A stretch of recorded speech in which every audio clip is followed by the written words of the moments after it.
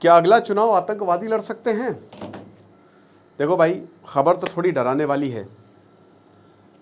अभी कुछ दिन पहले 15 आतंकी गिरफ्तार हुए थे। 15 साल से भारत में काम कर रहे थे। 15 साल, 15 ईयर्स। आपको क्या लगता है, हर वक्त भारत के ऊपर खतरा है और ये जो अनसंग हीरोज हैं वो हमको बचाने के लिए काम कर रहे हैं। अब ये नया एक थ्रेट सामने आया है, एनडीटीवी का ये आर्टिकल है। हम इसको बहुत ही शानदार तरीके से डिस्कस करेंगे। आशा करता हूं आप सब बहुत अच्छे होंगे। मेरा नाम है सिद्धांत अग्निहोत्री। स्टडी ग्लोस पे आपका बहुत बहुत स्वागत है। 30 डे 30 के लिए शानदार मास्टरी कोर्स। हर दिन एक नई स्किल सीखने को मिलेगी। किस चीज़ का वेट कर रहे हो यार? 12 जून से क्लासेस शुरू हैं। डिस्क्रिप्शन कमेंट बॉक्स पे लिंक है। अर्ली एडवांटेज लीजिए, फटाक से कोर्स को अवेल करें अभी इसी वक्त। अब आईएसआई, पाकिस्तान की इंटेलिजेंस एजेंसी, जो कि इनको अपने घर का कुछ मतलब नहीं है। आईएसआई एक सुपर फील्ड एजेंसी है। हर जगह इतने आतंकी हो रहे हैं, एक भी आतंकवादी हम लोग को ये रोक नहीं पाते। आपने देखा ना अभी पिछले 2 महीने में कितने सारे, फिर से जाफर एक्सप्रेस को उड़ा दिया। लेकिन ये दूसरों को डीस्टेबलाइज करने में बड़ा माहिर है। तो अभी खबर ये आई है दोस्तों, एक रिपोर्ट में ये पता चला है कि पाकिस्तान की जो स्पाई एजेंसी है, ये एक नई टैक्टिक्स जम्मू कश्मीर में ट्राई कर रही है। देखिए जम्मू कश्मीर 370, मैं देखिए थोड़ा सा बहुत अच्छे से समझाऊंगा। कहने का मतलब ये है कि ये लेक्चर मतलब एक एक टॉपिक, जो एक एक शब्द आएगा ना, मैं उसको खोलूंगा थोड़ा ताकि आप बैकग्राउंड समझ पाएं। तो 370 जब 2019 में हटा, 35 से भी हटा, जिसको बहुत पहले ही हट जाना चाहिए था, तो फिर क्या हुआ कि लॉकडाउन लग गया कश्मीर में। अब दोस्तों ये 370, आर्टिकल 370 के बाद प्रदर्शन जो शुरू होने थे वो शुरू हो नहीं पाए। यहां पे जम्मू कश्मीर को एक यूनियन टेरिटरी बनाया गया, बट बोला गया कि आपको असेंबली मिलेगी, जैसे दिल्ली वाला हिसाब किताब, बट डिफेंस हमारे पास होगा। जब आर्टिकल 370 था तो डिफेंस, फॉरेन अफेयर्स, कम्युनिकेशन को छोड़ के कुछ भी नहीं था ना भारत सरकार के पास। डिसेंट्रलाइज्ड था एक तरीके से। ये और भी स्टेट में आपको देखने को मिलेगा, जैसे नॉर्थ ईस्ट में आर्टिकल 371 है, वहां पे अलग अलग सेक्शंस हैं, सब क्लॉजेज हैं, जिसकी वजह से उनको प्रोटेक्शन मिली है। हमारे पास 6th शेड्यूल है ना। मिजोरम, आसाम, मेघालय, त्रिपुरा, इन सबको जो है ये यहाँ पे इसके तहत जो है ये प्रोटेक्शन दी गई है। आप अपने आप से ही अपने नुमाइंदों को चुन सकते हैं। यही सेम प्रोटेक्शन कश्मीर में थी, बट कश्मीर एक बहुत ही सेंसिटिव इशू था। भारत शुरू कश्मीर से होता है और आप पाकिस्तान से बॉर्डर शेयर करते हैं, तो बाकी राज्यों से कश्मीर की जो सिचुएशन है ना, बहुत ज़मीन आसमान का अंतर था वहाँ पे, राइट। तो अब क्या होता है कि भाई देखो, जम्मू कश्मीर को स्वतंत्रता नहीं दी गई। बोला ये यूनियन टेरिटरी रहेगी। लद्दाख को तो पूरी यूनियन टेरिटरी बना दिया गया और आप देख रहे हैं उसमें बवाल चल रहा है। तो अब पिछले सितंबर में कोर्ट ने ऑर्डर दिया था कि भाई देखो सितंबर तक तुमको इलेक्शन कराने। इलेक्शन हुए। अब यहां पे जेकेएनसी चुनकर आई। अब आप थोड़ा सा इतिहास देखिए। जेकेएनसी, इनका नहीं इतिहास देखिए, इनका तो इतिहास बहुत पुराना है, शेख अब्दुल्ला की पार्टी है। इतिहास क्या कहता है? आईएसआई ने इससे पहले 1990s में कश्मीर को भयानक डिस्टेबलाइज किया था। नोट पाकिस्तान के चल रहे थे वहां पे, ये हालात थी। कश्मीरी पंडितों के साथ जो हुआ, मैं कश्मीर गया हूं दोस्तों, बहुत सारे घर मैंने ऐसे देखे, जब मैंने रिक्वेस्ट की अपने ड्राइवर से, तो वो उजड़े हुए थे, वो ख़त्म थे। वहाँ पे कश्मीरी पंडित रहा करते थे। अब क्या हुआ, 1987 में, 1987 में एक इलेक्शन होते हैं कश्मीर में। मुस्लिम फ्रंट बनाया गया एक। ये मुस्लिम फ्रंट हार गया। जीता कौन? जेकेएनसी, यही जम्मू कश्मीर नेशनल कॉन्फ्रेंस। इंदिरा गांधी तो उस समय नहीं थी, लेकिन कांग्रेस के ऊपर ये आरोप लगा कि इन्होंने प्रॉब्लम क्रिएट की है, इन्होंने ना इलेक्शन को रिग्ड किया है, इलेक्शन फर्जी हैं। पूरे कश्मीर में बवाल हो गया।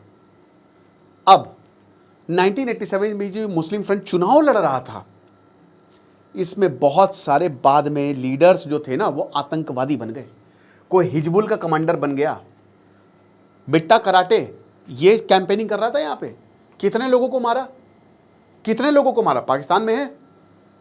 JKLF, Jammu Kashmir liberation front, Yasin. बाद में जब आर्मी आई तब इन सबको पकड़ के अंदर किया गया, सबको सीधा किया गया, फिर ये गांधी के रास्ते पे चले। जैसे आप अगर यासीन मलिक आप इंटरव्यू देखिए, वो ऐसा आपको लगेगा कि अरे भाई इससे देव मानुष तो नहीं है, बट सब के सब क्राइम करके बैठे हुए हैं भयंकर। ये जितने भी बहुत सारे इसमें मैक्सिमम आतंकवादी तो थे, उनको पाकिस्तान से सपोर्ट मिला और वो इलेक्शन लड़ रहे थे, उसमें सफल नहीं हो पाए तो उन्होंने पूरे कश्मीर में आग लगा दी। और उस समय की सरकार भाई 1989 बहुत ही बेकार, क्या ही बोले। लास्ट नेल कॉन्फ्रेंस क्या था कि जब होम मिनिस्टर की भाई रूबिया सईद को आप किडनैप कर ले रहे हो, है ना, होम मिनिस्टर की बेटी है वो मुफ्ती मोहम्मद की, आप उसको किडनैप कर ले गए, आतंकवादियों ने किडनैप कर लिया, सरकार कुछ नहीं कर पाई। तो कश्मीर में ऐसा पहले भी हुआ है, इलेक्शंस लड़वाए गए हैं, भारत तेरे टुकड़े होंगे ये पहले भी नारे लगे हैं। फिर आती है आर्मी, और इंडियन आर्मी ने कमान संभाली, इंडियन आर्मी ने कुछ गलतियां भी की, उससे फिर इंडियन आर्मी ने सीखा और अब चीजें बहुत बेहतर है। तो यही काम सेम रिपीट करने की आईएसआई पूरी कोशिश में है, ठीक है। अब इसमें सबसे बड़ा नाम आता है ओजीडब्ल्यू। ये ओवरग्राउंड वर्कर्स 1980s में बहुत फेमस हुए, वहीं से ही आए हैं ये क्या करते हैं, ग्राउंड पे ये रहते हैं। अब इसमें वो लोग हैं जो कश्मीर को आज़ाद कराना चाहते हैं और वो लोग हैं जो पाकिस्तान की तरफ जाना चाहते हैं, और एक प्रॉपर नेटवर्क था। और जिया उल हक की पॉलिसी थी कि bleed India with 1000 cuts, north east में आग लगा दो, पंजाब में नॉर्थ पंजाब और कश्मीर जल रहा है, साउथ में पूरा नक्सलबारी चल रहा है, तो प्रॉब्लम बहुत ज़्यादा थी। जनरल जिया उल हक ओजीडब्ल्यू को भर भर के सपोर्ट करता था आईएसआई के थ्रू, और इन्हीं ओजीडब्ल्यू, इनका काम लॉजिस्टिक्स तो था ही, आतंकवादी पाकिस्तान के जो लोग थे यहाँ पे आते थे एजेंट्स, इनको खाना पीना वो सब तो ठीक है, लेकिन साथ ही साथ ये घर घर जाते थे और ये बोलते थे अरे जनाब आप चलिए हमारे साथ, आपके पास युवा हैं, आइए बॉर्डर पार भेजेंगे, ट्रेनिंग करके आएगा, ये हालात थे। तो ओजीडब्ल्यू ओवरग्राउंड वर्कर्स का जो काम है ना वो बहुत बड़ा था, इनका सोशल कनेक्ट था, गांव गांव से तक कनेक्ट था, तो तगड़ा नेटवर्क था। लेकिन धीमे धीमे इसको डिसमेंटल किया गया, धीमे धीमे इसको पूरी तरीके से ख़त्म कर दिया गया। कुछ ब्रेन वॉश्ड थे उनको सही रास्ते पर लाया गया, जो नहीं माने उनको दूसरी तरीके से रास्ते पर लाया गया, बट सबके सब रास्ते पर आ गए। और अब ओजीडब्ल्यू बहुत ही कम है बट हैं, दे आर देयर। भाई जो पहलगांव हमला हुआ था, अगर ओजीडब्ल्यू नहीं होते तो पहलगांव हमला नहीं होता। देखिए मिलिट्री ने ना एक बहुत ही शानदार ग्रिड बनाई है, पूरे कश्मीर में ये ग्रिड ऑपरेशनल है, तो कश्मीर में हमला बहुत मुश्किल है। अजीब बात है लेकिन कश्मीर में हमला नेक्स्ट टू इम्पॉसिबल है इस समय। भाई पहलगांव, बायसारन क्यों चुना गया? मैं तो गया हूँ बायसारन, क्योंकि वहाँ पे आर्मी नहीं पहुँच सकती, बाकी तो हर जगह मैं गया यार। चंदरवारी में देखा कि भाई यहाँ पे हर जगह, वहाँ पे आरू वैली, बेताब वैली, पहलगांव में, ठीक है, पहलगांव बहुत खूबसूरत है, बहुत ज़्यादा खूबसूरत है यार।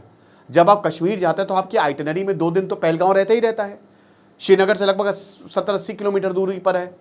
तो जब आप वहाँ पे जाएंगे ना तो हर जगह प्रॉपर मिलिट्री है, बायसारन में नहीं है, क्योंकि वो ट्रैक करके जाना पड़ता है 4 किलोमीटर, राइट। इसीलिए आतंकवादियों ने बायसारन चुना। तो ये शेल्टर तो प्रोवाइड करते हैं ओजीडब्ल्यू का, सब कुछ आपको पता ही है ना। अब ये क्या करते हैं भाई, देखो ये आईएसआई के लगातार संपर्क में रहते हैं और आईएसआई देता है पैसा। अब जो धुरंधर मूवी में दिखाया गया है, देखिए फेक करेंसी भारत में लाना बहुत आसान था। खनानी ब्रदर्स के अलावा भी बहुत सारे ऐसे प्लेयर्स थे जो नेपाल से ऑपरेट करते थे, जो बांग्लादेश से ऑपरेट करते थे, नेपाल से ज़्यादा पैसा आता था। पाकिस्तान से बॉर्डर सील्ड था, जहाँ से सील्ड नहीं है वहाँ से तो पैसा आ सकता है, 2 नंबर का पैसा आ सकता है। भाई आरएनएडब्ल्यू की रिपोर्ट देखिए, बहुत सारे भारत के माफिया, शहाबुद्दीन का तो प्रॉपर कहाँ से AK-47 है ना, चलो वो तो दिखा दिया एक आतिफ अहमद का वो, लेकिन भाई भारत में बहुत सारे ऐसे थे माफिया जो सीधा, तो सब स्मगलिंग होती थी, सब 2 नंबर का काम होता था, फंडिंग सब मिल जाती थी। तो अब ये न्यू स्ट्रैटेजी जो है, ये पुरानी स्ट्रैटेजी को ही ये नया वो चोंगा पहरा है, सेम है ये। क्योंकि देखिए जब यहाँ पे पकड़े गए ये लोग, तो इनको ना, इनके पास मिले हैं पार्टी के कार्ड्स। अब जाहिर सी बात है कि कोई किसी ने पकड़ा और उन्होंने देखा अच्छा पार्टी का है, चलो कोई बात नहीं, छोड़ दिया। फेक आधार तो बहुत आसान है, फेक आधार मिले हुए हैं। तो इंडिविजुअल्स जो हैं, जो टेरर सपोर्ट नेटवर्क से लिंक्ड हैं, उनको बोला गया है कि आप पॉलिटिक्स ज्वाइन करें भाई, मेन स्ट्रीम पॉलिटिक्स, वही जो 1990s में हो रहा था। ये नई स्ट्रैटेजी है, क्योंकि इससे कश्मीर में आप अनस्टेबिलिटी लेकर आएंगे। अब देखिए ये भी बदलता भारत है भाई, बदलते भारत में इलेक्शन बहुत इंपॉर्टेंट है।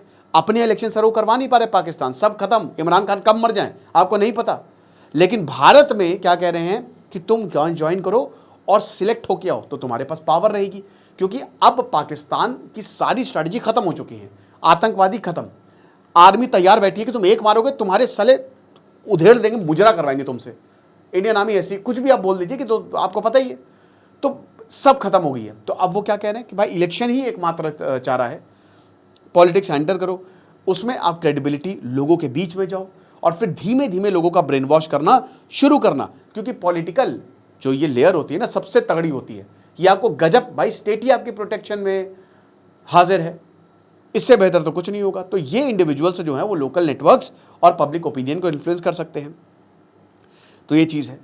तो अब ये क्यों है भाई, जाहिर सी बात अपने इंटेलिजेंस ऑपरेशन चलवाने के लिए, पॉलिटिकल इन्फिल्ट्रेशन, बढ़िया तगड़ी तगड़ी इंफॉर्मेशन निकालने के लिए, सेंसिटिव इंफॉर्मेशन निकालने के लिए, और लॉन्ग टर्म आइडियोलॉजिकल इन्फ्लुएंस। और क्योंकि जम्मू कश्मीर में अभी भी OGW एक्टिव है, इसका फ़ायदा जो है कश्मीर में, मैं बोलूँगा इसका फ़ायदा जो है ये आतंकवादी उठाएंगे, ISI उठाएगा, समझ रहे हो, ये चीज़ है।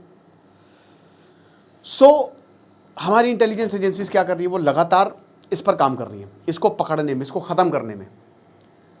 अभी यूपी दिल्ली कोड आने का था प्लान, अब देखिए हमारे उपेंद्र द्विवेदी साहब ने बोला कि हम ऑपरेशन सिंदूर 2.0 के लिए तैयार हैं। बार बार ये बोला जा रहा है पाकिस्तान को, लेकिन फिर भी पाकिस्तान जो है ना कुछ खबरें रिपोर्ट आई जा रही है कि हाँ यहाँ पे आज आतंकी हमला करने की कोशिश थी, पकड़ लिए गए, तो वो अपनी हरकतों से बाज नहीं आएगा। मुझे लगता है कि भारत को कुछ ना कुछ प्लान करके ख़त्म ही करें इनको भैया एक बार में। बाकी आपको क्या लगता है मुझे कमेंट बॉक्स में बताइएगा। Thank you so much.